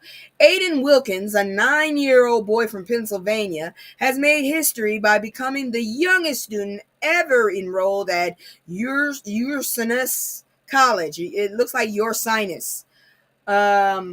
He attends neuroscience classes 3 days a week while simultaneously completing high school courses online through Reach Cyber Charter School, where he is classified as a sophomore. I might have to check that school out for my own damn kids when I have them. Reach Cyber Charter School. Let's remember that. Aiden's fascination with the brain began at a young age. Inspired by anatomy videos he watched at an early age of 3 years old, his ultimate ambition is to become a pediatric neurosurgeon, motivated by a desire to help children with neural disabilities. Maybe that's why I have a good ear for music. My mom played a lot of classical when she was pregnant, and I have a good ear for hip-hop and all kind of music that fits in a playlist. Believe me, my playlist is amazing. Wilkins demonstrated exceptional intelligence from a very young age, reading outdoor signs at just 2 years old, long before he was formally taught to read. His early abilities were confirmed when he passed a gifted test at the age of 6. I passed one of those fuckers. You get free food. It's nice. Showcasing his advanced skills in reading and mathematics. His mother, Veronica, expressed her pride in Aiden's accomplishments, emphasizing that his success is driven by his own passion and hard work. When Aiden sought a new academic challenge, Veronica discovered Ursinus, College, which is conveniently located near their home. Look, god dang it, I almost got threatened into skipping grades because I didn't want to, because I was lazy, really. I didn't want to do extra work. I actually was in gifted classes in Massachusetts before I went to Louisiana. So don't think I'm sitting up there, because yeah, Louisiana education ain't up to par to Massachusetts. But damn it, I was in the talented and gifted program in Massachusetts. So don't get it twisted. I'm not just average. I worked my ass off. I might not have born ability, but I worked my ass off to get the top. Because I was told at a young age, you're going to have to work 3 times as hard. But let's talk about him. Despite his rigorous academic schedule, Aiden ensures he maintains a balance with typical childhood activities, such as playing video games and soccer. Oh, I wanted to do soccer. He believes that with his dedication and effort, anyone can achieve their dreams. You go, Aiden. Aiden's journey not only highlights his extraordinary talent, but also serves as an inspiration for others, affirming that hard work can lead to remarkable achievements, regardless of age. This child is a prodigy. That's all I can say. Protect him, please. He's going to be just like old boy that learned how to make energy out of plastic. And he's okay so far. Please make sure he's safe. Moving on to good news still, because I just want to tell you a little short thing. Terrence Crawford makes history with victory over Canelo Alvarez. I hope I said that first name right. Terrence Crawford claimed a significant victory over Canelo Alvarez, becoming the unified super middleweight champion and the first male boxer to hold 3 unified division titles. Despite Alvarez's status as the bigger name and a 185 favorite, that's too many punches in the face, Crawford won by a unanimous decision, so he didn't knock him out, with judges scoring the fight 115 to 113 and 116 to 112. Somebody was going to make sure he won. And the Associated Press scoring it. What the hell does the Associated Press have to do with this damn fight? Are they referees? Anyways, scoring it 118 to 110. The match, held at Allegiant Stadium, set attendance and gate gross records, drawing a crowd of 70,482 people and generating 47. How do you do this? 47.23 million. I'm telling you, how is that number? I don't get that number. 47.23 million. Somebody explain that shit later. Crawford's performance showcased his skill, and despite his initial doubts, he proved his capabilities, receiving accolades from Alvarez post-fight for his exceptional boxing style. I want to know, is that blood right there? Did he get bloody? This is a little man. This is not a very big man, but he did what he had to do. And thank God his opponent showed civility and sophistication by, giving him his dues and his flowers, unlike the jackass that had a problem with Miss Taylor. Anyways, that's that for the good news. Now we're going to go ahead and we are going to get on to, let me see here now. We're going to get on to celebrity news. Oh, yay. Celebrity news. Get ready. Oh, boy. Ain't nobody got time for that. So, Halle Bailey confirms new music with Chlöe and On the Way. I don't know why y'all separated so soon in the first place. I would have kept that going for at least another year or two before I decided to go solo, because it looks like you both need each other. Anyways, in a recent interview with Revolt, Halle Bailey shared. I need Halle Berry to fucking just retire, because their names are too similar. It's fucking my head up. Anyways, Halle Bailey shared exciting news about upcoming music with her sister Chlöe Bailey. The announcement has generated buzz among fans, and Halle hinted at a new collaboration that blends R&B, alternative, and pop elements. I am not gonna like that. Hate pop. She mentioned that she has additional projects in the pipeline and plans to make an official announcement in a couple of weeks. Please, no more white rolls, because they don't know how to handle it. The Bailey sisters, known for their harmonious sound and creative synergy — why don't y'all do a gospel album? I don't know why you haven't done that yet — are poised to rekindle their musical partnership after focusing on their individual careers. I think too early. The Bailey sisters gained fame through viral YouTube covers and have since released well-received albums like The Kids Are Alright and Ungodly Hour, while Halle has pursued acting roles such as Disney's live-action Little Mermaid. Disney, stop it! Chlöe has been making strides in her bold R&B projects. Despite their solo ventures, the idea of a reunion as a musical duo resonates deeply with their fan base, who have always appreciated their unique blend of artistry and sisterhood. I appreciate it. Halle's interview also touched on personal growth, motherhood, and finding balance in her life as both an artist and a new mom. And we all have learned, don't go to bed with crazy. Because apparently she did, and she's still suffering, unfortunately. She emphasized the importance of blocking out distractions to enjoy a peaceful life. With both sisters thriving in their respective paths, the timing seems ideal for a comeback. Fans are eagerly anticipating what Halle and Chlöe will reveal in the coming weeks. Whether it be a single project or tour, the excitement surrounding their potential reunion is palpable, making a much anticipated return to the music scene. My opinion, maybe you should come out hard with some new music and then turn around and maybe divvy it up in your own personal songs and then end it with a collaborative, crazy ass end song for your tours or whatever you would do, a show. I'm just wondering if that would work for y'all. But at least it ain't drama. Moving on. They really like showing their breasts without bras. I noticed that for sure. Moving on.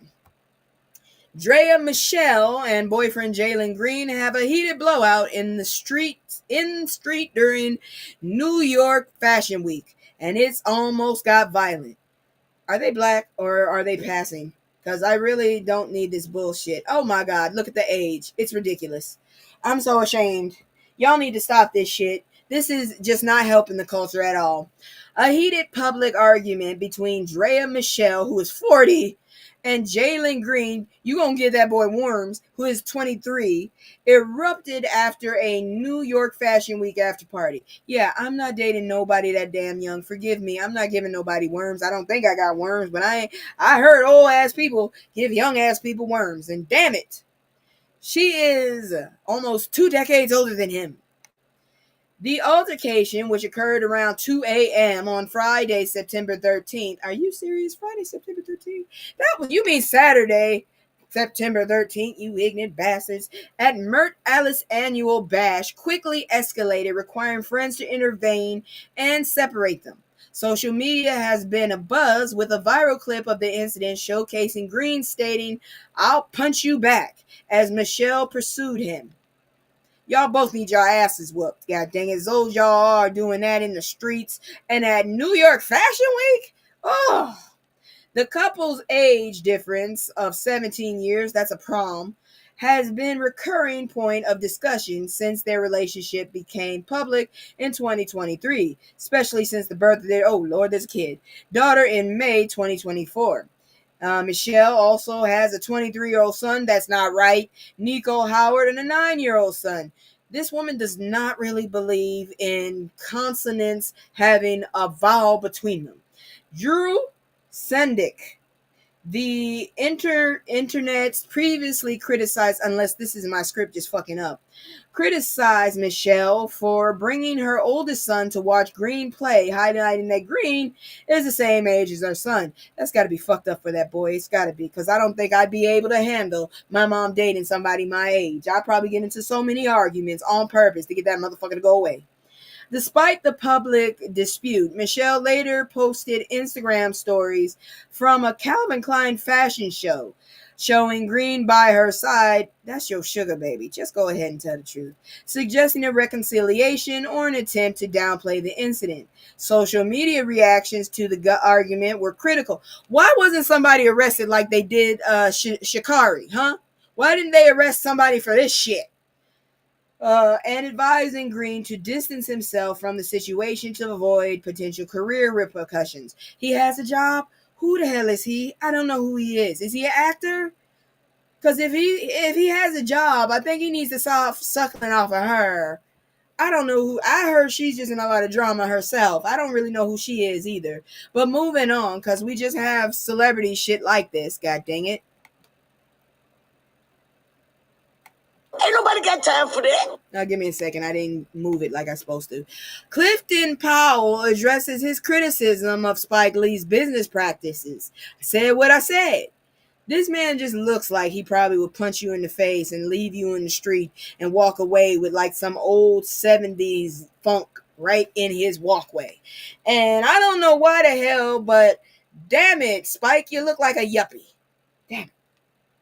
Clifton Powell recently shared his views on filmmaker Spike Lee during an episode of the Art of the Dialogue podcast. The 69-year-old actor, damn, he looks better than Spike. The actor encouraged listeners to conduct their own research regarding Lee's business practices, which he had previously criticized. Powell stated, I said what I said, and I stand by what I said, emphasizing not everyone is aware of the facts surrounding Lee's dealings in the industry. While Powell has not worked directly with Lee, he has heard accounts from actors who have, and he believes this information is crucial for forming an opinion. Yeah, but you got to find out for real for your own self, because people talk. You might be making a bad, you might be standing on a bad hill, is what I'm saying. Powell's criticism of Lee dates back to 2011 when he labeled him a hater during an interview following Lee's disparaging comments about director Tyler Perry. Despite acknowledging Lee's talent as a creator, Powell reiterated his concerns about certain business practices that he feels have negatively impacted the Black community.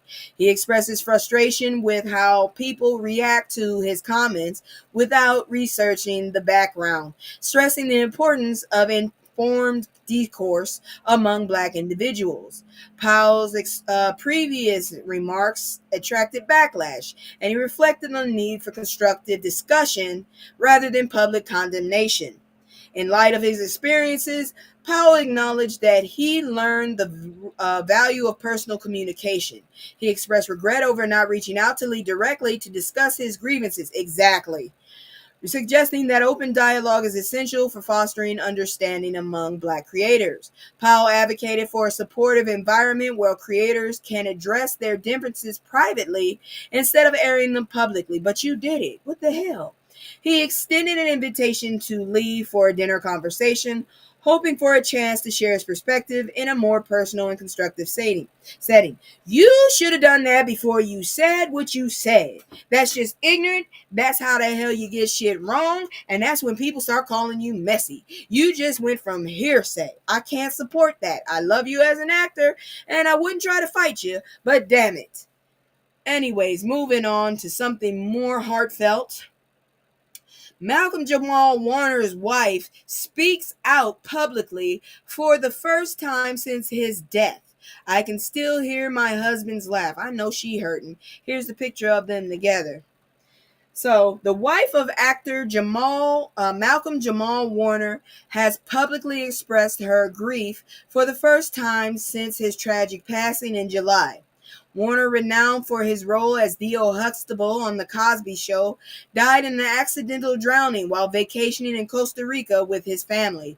In an emotional Instagram post, Tanisha Warner shared her memories of their love and highlighted the profound impact he had on her life.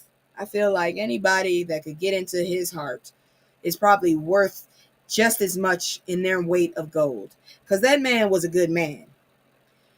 She reflected on his laughter, support, and the dreams they shared together, marking the occasion ahead of their anniversary. Tanisha announced the launch of a new company called River and Ember, along with the Malcolm-Jamal Warner Foundation, to honor her husband's legacy. The company aims to nurture the connection between parents and children through stories and rituals, embodying Malcolm-Jamal's belief in fostering the inner light of children and oneself.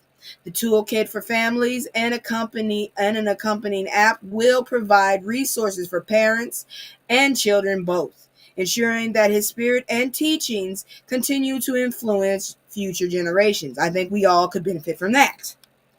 The news of Malcolm-Jamal Warner's sudden death resonated deeply within the Black Hollywood community, prompting an outpouring of tributes from fellow celebrities and colleagues. Co-stars from The Cosby Show and other notable figures, including Tracee Ellis Ross, Beyoncé, expressed their condolences and shared memories. Additionally, his mother has created an Instagram account, Malcolm-Jamal Warner Living Legacy, dedicated to honoring his memory and updating fans of ongoing efforts to celebrate his life and contribution. And that's how you mourn a person's passing respectfully. Ignorant bastards. Just, you trying to sit up there and put a jackass on a pedestal. I don't give a damn. I feel sorry for his kids. That's about it. The mama knows what the hell's going on, and I don't feel sorry for her. She didn't shed a damn tear. All right, anyways, moving on. Let's check out our medical, our science, what the hell's going on with our health for Black women or Black men or whatever you are. We are war. CAR T therapy is changing ovarian cancer care. Ovarian cancer is recognized as one of the most lethal gynecological cancers, often diagnosed at its advanced stages with a high risk of recurrence. In 2025, it is projected that approximately 20,890 women in the U.S. will be diagnosed, with around 17,730 expected to succumb to the disease. The overall 5-year relative survival rate stands at 51.6%, but this figure is significantly lower for Black women who contend with systemic barriers that hinder early detection and access to timely treatment and clinical trials. As emphasized by Dr. Oliver Dorigo from Stanford Medicine, the challenges in treating ovarian cancer are considerable, particularly, good grief, when the disease recurs, highlighting the urgent need for improved therapeutical options. CAR T cell therapy, or chimeric antigen receptor T cell therapy, represents a novel approach in cancer treatment, particularly in immunotherapy. This technique involves modifying a patient's T cells to enhance their ability to identify and attack cancer cells. Initially successful in treating blood cancers like leukemia, researchers are now adapting CAR T therapy for solid tumors, including ovarian cancer. Stanford researchers, including Dr. Dorigo and Dr. Crystal McCall, are trialing CAR T cell targeting the B7H3 protein prevalent in ovarian tumors. Their Phase 1 trial, which commenced in late 2024, is investigating both intravenous and direct abdominal delivery methods, with later potentially offering more precise targeting for abdominal confined ovarian cancer. While CAR T therapy and similar advancements signify a move towards personalized and immune-based treatments, access remains a critical issue, particularly for Black women who are frequently underrepresented in clinical trials. A recent PARP inhibitors trial included only 1.6% Black participants, raising concerns about applicability of these treatments for the device populations. Studies indicate that Black women are 25% less likely than white women to receive conforming ovarian cancer treatments, facing worse outcomes despite their similar cancer stages and treatments. The barriers to care are multifaceted, often rooted in systemic inequities and treatments. The barriers to care are multifaceted. Access to genetic testing and personalized treatment plans. As therapies evolve, it is essential to ensure the advocacy efforts prioritize the inclusion and representation of Black women in the research and care, making advancements like CAR T cell therapy meaningful and accessible. Please go check out any practices or trials as long as they are safe. Sometimes they got money. I didn't do it for money, but it was a nice surprise. I'm just saying, even if you feel like you have no reason to do it, sometimes it's good. You might have the genomes that they need. Moving on into health. I guess this is health. It is self-care, self-healthcare. The black-owned beauty staples that make self-care feel like a radical act of self-love. So we have a list of them. Self-love is not personal, it's political. The black-owned brands remind us that choosing ourselves is a political act. So number one, evolving definition of self-care. Self-care has transitioned from superficial practices to deeper actions like therapy, physical activity, and self-awareness, emphasizing the importance of nurturing oneself. Dr. Anna Malika Tubbs highlights that self-love is political. Confidence in oneself can positively impact families and communities, fostering a collective strength against societal changes. Dr. Tubbs stresses the importance of self-trust in navigating a complex political landscape, asserting that self-acceptance is crucial for questioning societal norms and dismantling harmful systems. The author discussed the significance of investing in Black-owned businesses that align with personal self-care values, enhancing the internationality of their self-care routines. The author shares favorite Black-owned beauty and wellness brands that cater to individual needs, such as Lautier Beauty. That's Lautir Beauty. Dion Libra, like the what you call it, the zodiac. Human Race, that's one word. Coco Lash, one word. No A, Coco Lash, with the A in the lash, but no in the Coco. And Octavia Morgan Perfumes, highlighting their impact on personal well-being. So once again, that is Lautier Beauty, Lautir Beauty, Dion Libra Human Race Coco Lash, and Octavia Morgan Perfumes. All right, so we've moved on from that. We're going to go ahead and move into something funny, something interesting, and I actually have two stories. So before we do that, I'm going to do my commercial again. As always, first I'll do my promos. As always, if you like what I'm doing or you have a suggestion or a recommendation, come at me right and I might actually consider it. Please make sure to hit the like button, subscribe, share my information, because all of us need to know what the hell's going on right about now. Check out these promos from CBD Honey Lips. You can find her on Instagram and Threads, and I believe Twitter as well. CBD Honey Lips, Black owned, female owned. Check it out.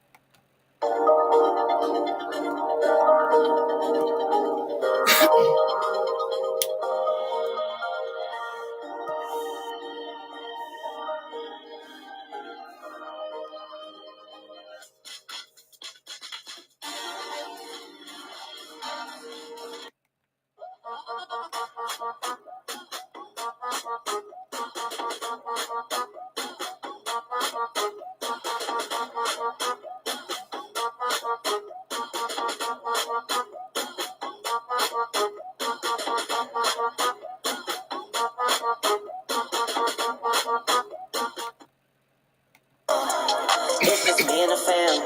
It's just me and the It's just me and the fam. It's just me and the fam. Yeah, yeah. It's just me and the fam. See my little taste, say that's my girl, that's my mascot. No one's go for hours and some hours till we pass out. Stay inside the house, turned up with them racks out. Stay inside the house, turned. Okay, we're back, and you see what the hell that title is. The most hilarious real-life church moments caught on camera. Gotta see to believe. I ain't got the videos, but I'm gonna tell you about it. The following is a collection of humorous, dramatic, and controversial incidents that occurred in black churches and subsequently went viral online. Leave me alone, cat. These events range from singing mishaps and awkward testimonies to mid-service firings, and unexpected altercations, highlighting the unexpected moments that can arise within the church, some community. which serves as a central pillar of faith and refuge. I want a sub sandwich for some reason. Anyways, a group of black male singers performing Something About the Name of Jesus by the Rance Allen Group had a singing mishap when one struggled to hit a high note, leading to laughter from the congregation and comparison to a rooster's crow or cold car engine in online comments. Now, if you don't know nothing about black culture, I'll let you know that's the worst place to point out you can't sing at a church. Woo! Anyways, during a church service, a woman preparing to sing at the podium was overshadowed by an off-key voice off camera, leading to an unsuccessful attempt to get back on track as the off-camera singer continued to shriek. Sounds like the doggone organ player at my old church. Woo, she couldn't sing. Too old. A TikToker named Lele posted a video of her brother singing Trusting God by Elevation Worship, where he was seen mumbling and seemingly looking at lyrics written on his left arm, prompting amusement and comments about his bravery. Man, that's not bravery, that's unprepared. You should have been studying.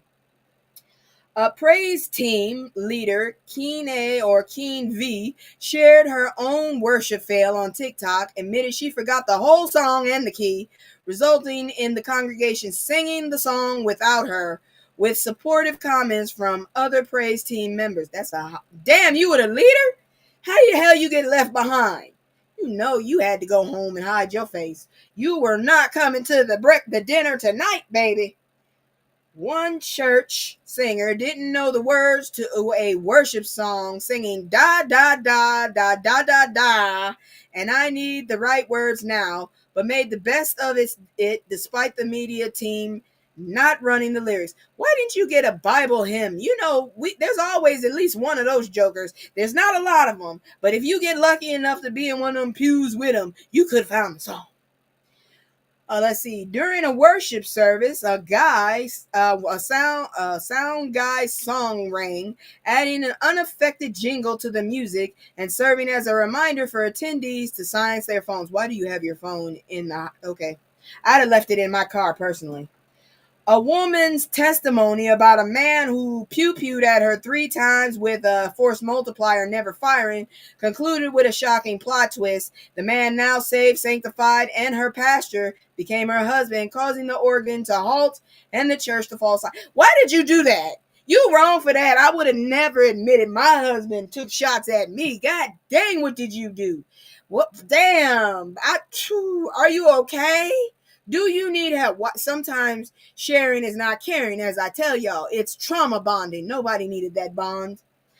Let's see. Co-pastor Cassandra Pope of Macedonia Worship Center in Houston went viral after firing a praise team member, Mahogany Metlock Brown, mid-service during a live-streamed event, citing a lack of a usual hug and openly rebuking her before reciting Psalms 23. Damn! I didn't think it was that bad because she didn't hug you. God dang! A black woman attempting to encourage the family at what appeared to be a funeral offered to sing, but the congregation responded with a loud sighs and grumbles, leading to conclude they don't want me to and walk off. Girl, that means you can't sing. The whole group said no. You should have just been quiet and said thank you for your time. Have a good evening. Oh, Lord. A South African pastor during prayer revealed to a woman that her best friend standing beside her was acting shady, accusing the friend of jealousy over money, which led to a physical fight between the two women. Now that's messy. God dang it, that's messy. South Africa, do better, because you getting to our level. That's bad. TikTok users admired 2 singers on stage who maintained composure when their pastor fell off camera. I'd have laughed my ass off. I couldn't have done it. With one singer turning his back to suppress laughter, prompting comments about the internal struggle to avoid laughing. Yeah, I'd have ruined that song. They would have had to wait for me to stop laughing. I'd have been on the ground. You done fell off? What the hell? A woman overcame by the spirit rolled back and forth on the altar, prompting the man at the pulpit to instruct others to get her up, leading 4 people to assist her. Yeah, sometimes you need extra people. That's them big bodies. Sometimes they get the spirit and you worry about where they gonna fall because you don't know how you gonna get them up.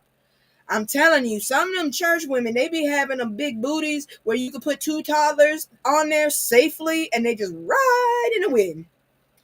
A woman performing a praise dance in a peculiar river dancing manner down the aisle.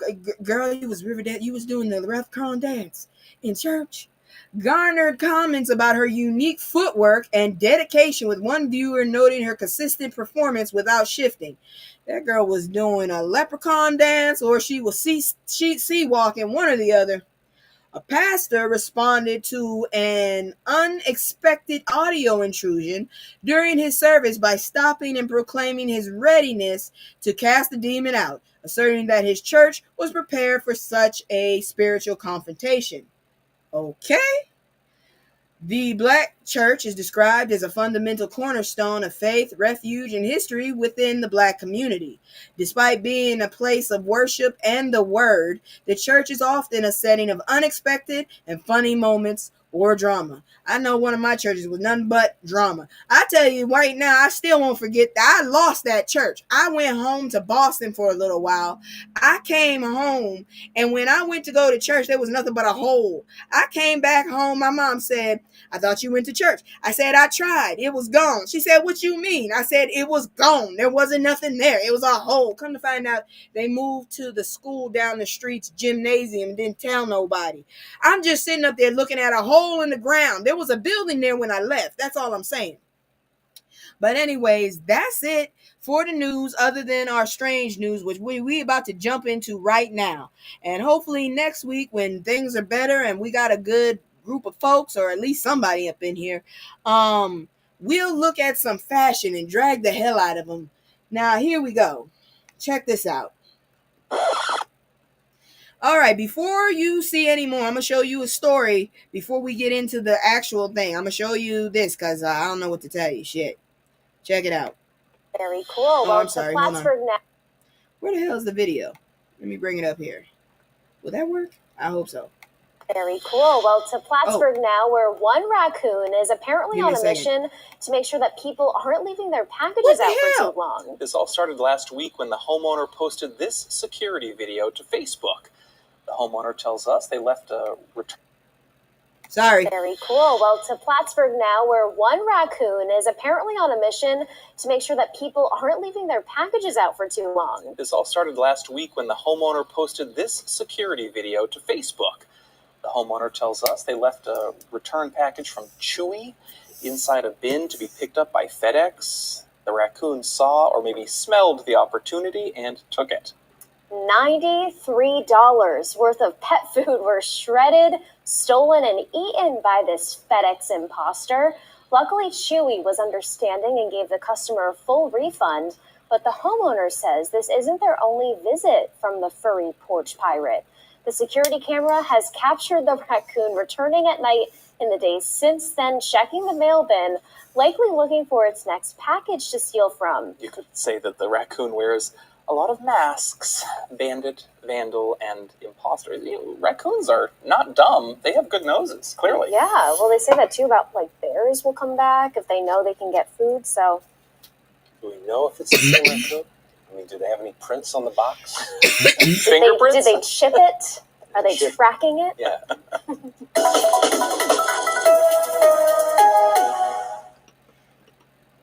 Okay, they sitting up there laughing about that damn raccoon. Let it have been me. Let it have been me. I'd have whooped that raccoon's ass. I don't give a damn if I had got $93 back. This is the principle of it. Motherfucker, learn to live off the land, okay? Don't come to my house. First of all, I probably would never move where there's a bunch of raccoons in the first place, because I'm still traumatized about the armadillo that stalked me for 3 fucking days. But anyways, this motherfucker right here, He went and got, okay, I can understand the food, but he's still coming. He's still coming. This could be your nair. This could be your, yeah, I said nair.